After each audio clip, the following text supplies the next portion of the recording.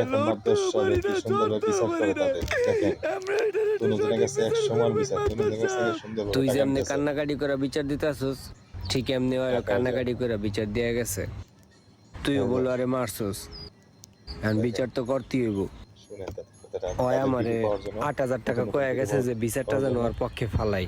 ওই আপনারা 8,000 টাকার কথা কইছে, আমরা আমার পক্ষে রায় দেন, আমি 10,000 টাকা দিব আপনারে, তাও বিচার আমার পক্ষে আনবেন। ওই আমার মায়েরা এই যে চাপাটা আমার বম কালাইছে মাদবর সাহেব, বাইরে থেকে সেটটা বানায় দিছে। আপনার কিন্তু এটা একটা সূক্ষ্ম বিচার করে দিতে হবে মাদবর সাহেব। তুই কস টাকারে। তোরে মজ্জা মারছে, আর মজ্জা কয় মজ্জারে তুই মারছস, কারটা বিশ্বাস করবো?